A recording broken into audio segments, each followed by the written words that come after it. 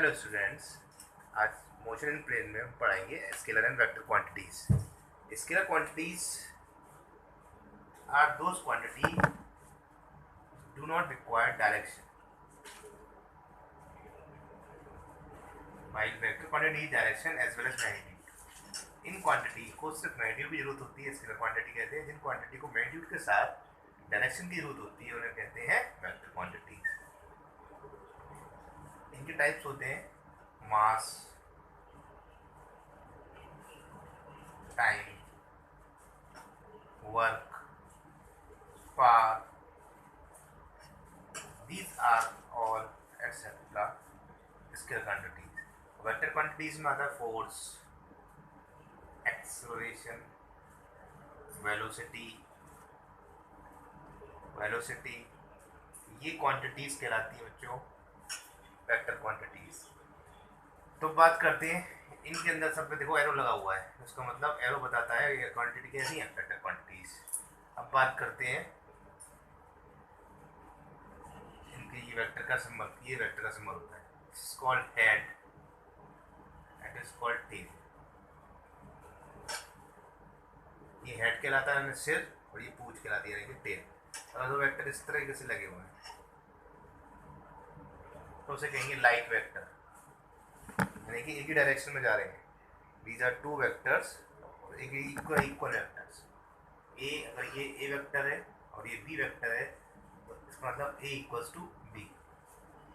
और ये इस तरीके से एक वेक्टर, दूसरा वेक्टर यूँ है, और ये ए हो तो बी हो जाएगा यहाँ पर माइनस बी, और ये में रिलेशन हो जाएगा A equals to minus B. Anti parallel, वही पैरेलल। ठीक है बच्चों। अब इसके बाद आता है, फिर से देखो ये वेक्टर अगर ए हो जा रहा है डायरेक्शन में, बी और डायरेक्शन में जा रहा है सेम, और दोनों एक ही पोजीशन होगी, दोनों की पोजीशन सेम हो तो ए इक्वल्स टू बी। दोनों पैरेलल वेक्टर है, लाइक वेक्टर है। और ये अगर एक डायरेक्शन में यानी अपोजिट डायरेक्शन में जा रहा है तो ए इक्वल्स टू हो जाएगा minus B. Anti parallel vector से हो सकते हैं। अब आता है एंगल बिटवीन वेक्टर्स, 180 रेडियन का। टाइप्स ऑफ वेक्टर्स अगर देखा जाए तो पैरेलल वेक्टर को ही हम बोल सकते हैं लाइक वेक्टर, और एंटी पैरेलल वेक्टर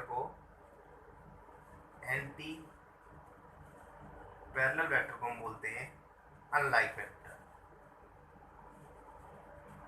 यानी कि जो इस तरीके से वेक्टर बन रहे हैं वो पैरेलल वेक्टर है, और जो इस तरीके से बन रहे हैं वेक्टर वो अनलाइक एंटी पैरेलल वेक्टर है। अब आता है इसमें को initial vector are those vector जो एक ही पॉइंट से स्टार्ट होते हों। जैसे मैंने कहा ये वेक्टर इस पॉइंट से जा रहा है, दिस इज कॉल्ड को इनिशियल वेक्टर एक ही पॉइंट से स्टार्ट होने वाले, ए vector, B vector, C vector, D vector इसी पॉइंट से स्टार्ट हो रहे हैं, इन्हें कहते हैं को initial vector. Unit vector represent, देखिए फिर से यूनिट वेक्टर रिप्रेजेंट। अब यूनिट वेक्टर कैसा किसे कहते हैं,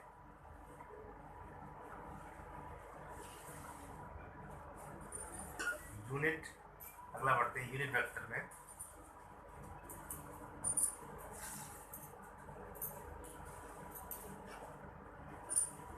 यूनिट वेक्टर में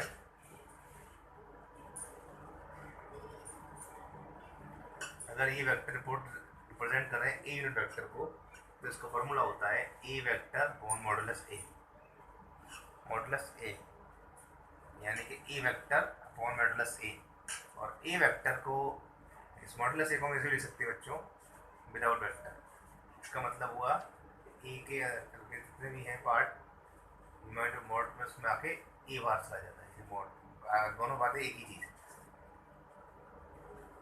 अब इसमें बेस लॉ आते हैं। पहला लॉ आता है वेक्टर का, लॉ ऑफ ट्राइंगल। ट्राइंगल क्या कहता है, अगर दो वेक्टर इस तरीके से जा रहे हों और उनकी थर्ड साइड एक ट्राइंगल बना रही हो, तो उसका रिजल्टेंट उनकी थर्ड साइड होगी और ए प्लस बी ऐड हो जाएगी। फिर सुनो, अगर दो वेक्टर इस तरीके से ट्राइंगल बना रहे हो तो थर्ड साइड की रिजल्टेंट होगी। अगर ये वेक्टर के हेड और हेड और ये हेड और हेड आपस में टच कर रहे हैं तो ए प्लस बी रिजल्टेंट हो जाएगा। फिर से साफ डायग्राम से देख लीजिए इसको। ये दो वेक्टर ट्राइंगल बना रहे हो, 1 2, तो ये थर्ड साइड अगर ट्राइंगल की उनका रिजल्टेंट हो ये। अब इसके बाद आता है law of parallelogram. Law of parallelogram कहते हैं कि अगर थोड़ा सा इसका, अगर ये दो वेक्टर एक ही पॉइंट से कोई इनिशियल हो, एक ही पॉइंट से निकल रहे हैं तो ये इनकी एडजेसेंट साइड है। अगर ये पैरेललोग्राम बना रही हो, वेक्टर बी वेक्टर ए, तो ये जो इनका रिजल्टेंट होगा इसका डायगोनल होगा, जो रिजल्टेंट होगा वो डायगोनल होगा। फिर समझो, अगर दो वेक्टर ए वेक्टर बी है तो ये भी बी, अगर दो एडजेसेंट साइड किसी पैरेललोग्राम की दो एडजेसेंट साइड कोई पैरेललोग्राम बना रही होती है तो जो रिजल्टेंट होता है वो डायगोनल होता है। तो इसका फॉर्मूला भी आएगा आर इक्वल्स टू यहाँ पर ए प्लस बी, और रिजल्टेंट का फॉर्मूला होता है बच्चों R resultant under root A square plus B square plus 2ab cos theta, जो हमको अभी प्रूव करना है। कैसे कर सकते हैं देखते हैं।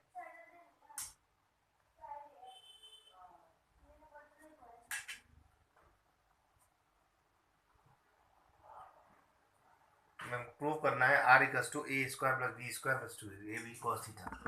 सपोज मैंने एक वेक्टर बना दिया इस तरीके से, ए वेक्टर और ट्राइंगल फॉर्म में रख दिया, अभी परपेंडिकुलर थोड़ा सा डाल के इसको आगे बढ़ा दिया, इसका नाम रख दिया ए बी सी डी, या ए है ये हमारा vector P Q R S, इसमें से पी क्यू उसकी वेक्टर है वो ए है और क्यू एस का जो वेक्टर है वो है बी, तो ट्राइंगल होना है। तो हमें फाइंड करना है कि ये resultant R equals to under root A square B square plus 2ab cos theta कैसा है। तो देखते हैं बच्चों, ये 90 डिग्री का ट्राइंगल बनना है और इसको मान लेते हैं थीटा, इसको मान लेते हैं angle phi, angle theta angle phi. तो इसमें इस ट्राइंगल के अंदर अगर ट्राइंगल की साइड देखें, triangle Q S are, sine theta कितना होगा, साइन थीटा क्या होता है परपेंडिकुलर अपॉन हाइपोटेन्यूज। परपेंडिकुलर कितना दिख रहा है इनके सामने, S R upon hypotenuse S Q, S are हो जाएगा एस क्यू साइन थीटा, और एस कितना है इसमें से बी, तो एस आर साइड निकल के आएगी हो जाएगी B sine theta. Same triangle Q S R में कॉस थीटा कितना हो जाएगा बच्चों, कॉस थीटा हो जाएगा base upon hypotenuse Q R upon S Q, तो क्यू आर हो जाएगा एस क्यू कॉस थीटा और एस क्यू कॉस थीटा कितना है बी साइन थीटा। तो दो साइड्स मिल गई हमें, B sine theta S R और Q R B cos theta. अब ये दो वैल्यू हम इस पूरे ट्राइंगल में, इस पूरे ट्राइंगल में रख देंगे, तो फॉर्मूला होता है हमारा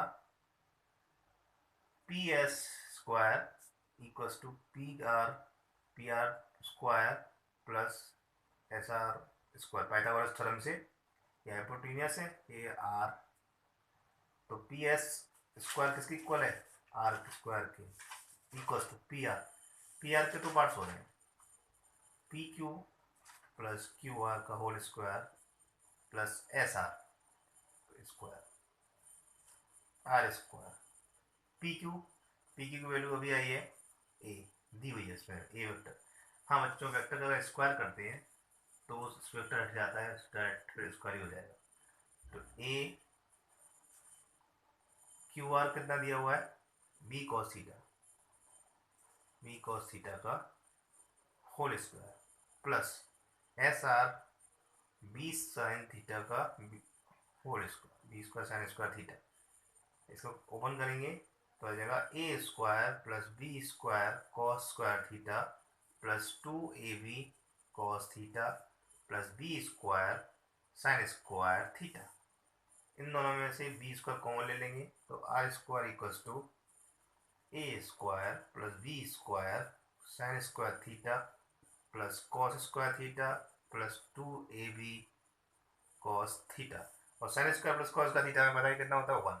जब पुट कर देंगे तो हमारा आर स्क्वायर इक्वल्स टू आ जाएगा A square plus B square plus 2ab cos theta. R निकालेंगे रिजल्टेंट बच्चों आएगा under root A square plus B square plus 2ab cos theta. Thank you बच्चों।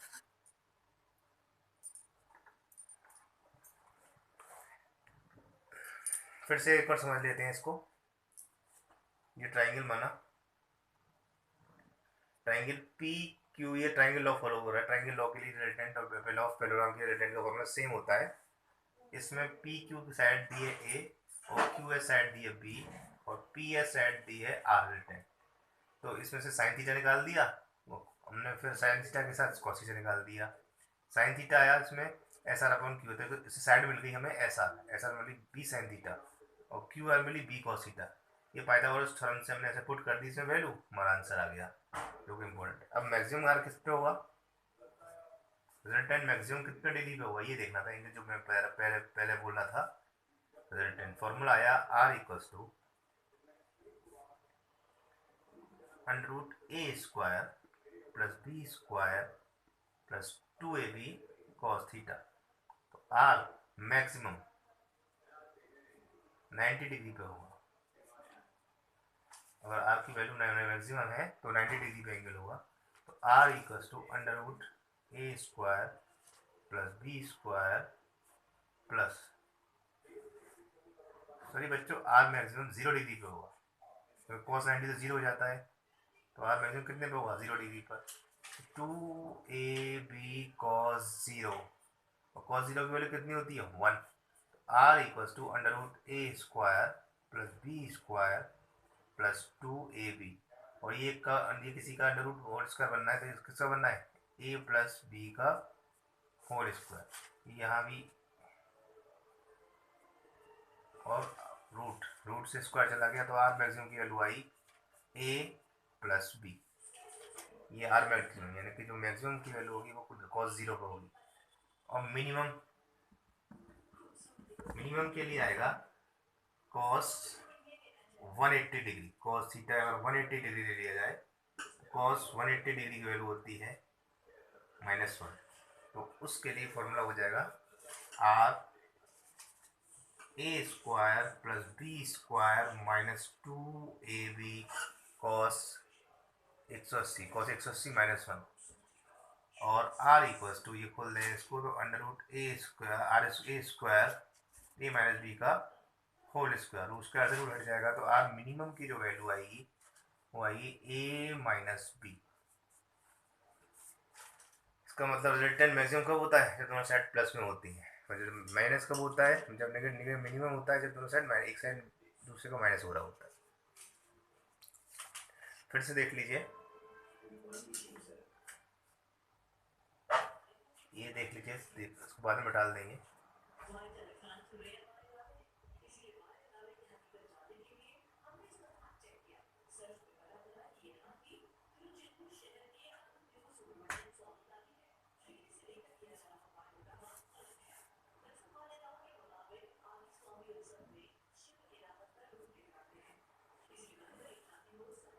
अब आता है वेक्टर्स को किस लिख सकते हैं इस तरीके से, उनके जो ऑर्थोगोनल वेक्टर्स होते हैं इस एक्सिस पे X Y Z, unit vector orthogonal unit vector आते हैं उसकी वैल्यू होती है इसमें आई कैप, इसकी जे कैप, इसकी के कैप। तो और वेक्टर ए है तो तीनों डायरेक्शन में इसकी मोशन है, तो फॉर्मूला हो जाएगा इसका एक्स आई वाई जे प्लस जेड के। ये थ्री डी मोशन के लिए वेक्टर है वो इस तरीके से बनाया गया है एक्स आई वाई जे प्लस जेड के। वेक्टर मूव कर रहा हूँ ओनली वाई और एक्स एक्सिस में, तो ए वेक्टर हो जाएगा एक्स आई प्लस वाई जे, ये कैप बोलते हैं इसको, आई कैप जे कैप के कैप। और अगर एक ही डायरेक्शन मूव है तो ए वेक्टर इज इक्वल टू कोई सी लिखते हैं एक्स आई ले लिया जाए चाहे वाई जे जेड के।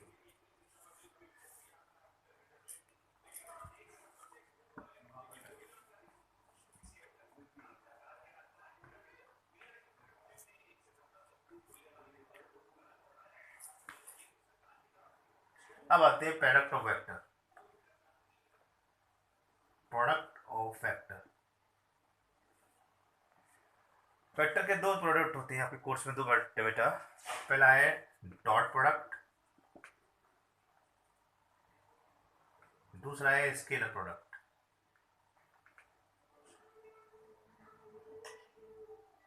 सॉरी, डॉट प्रोडक्ट को ही स्केलर प्रोडक्ट बोलते हैं, डॉट स्केलर प्रोडक्ट। और दूसरा है क्रॉस प्रोडक्ट,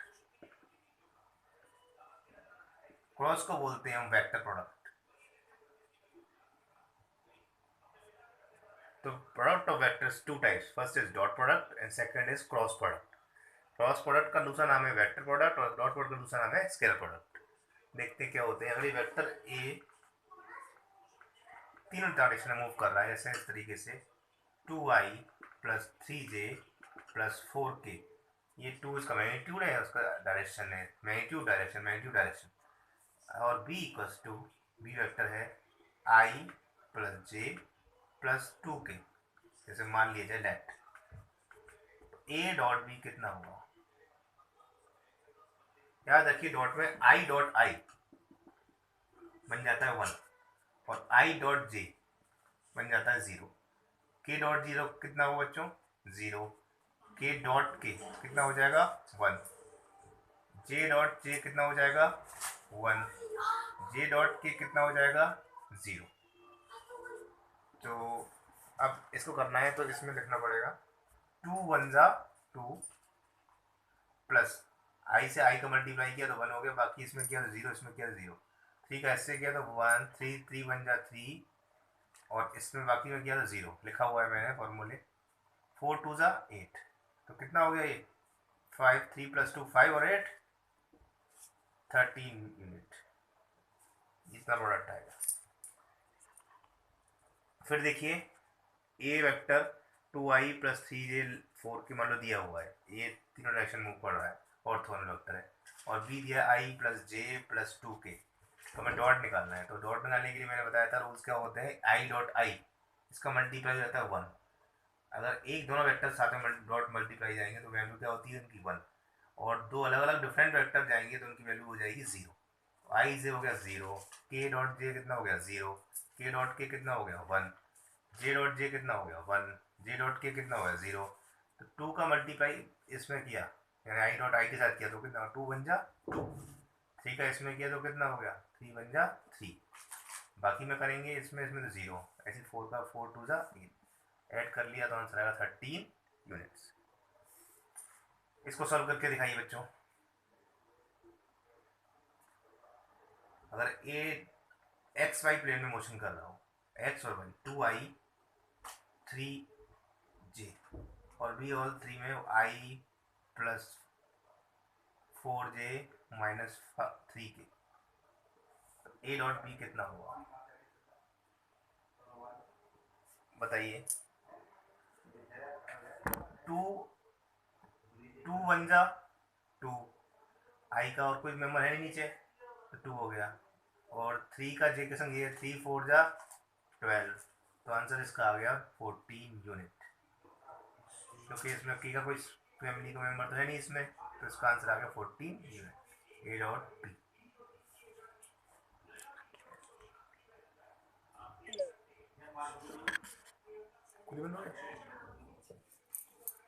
कितने मिनट का है? बैटरी लो हो गई। कितने मिनट का कट गया? काटा नहीं।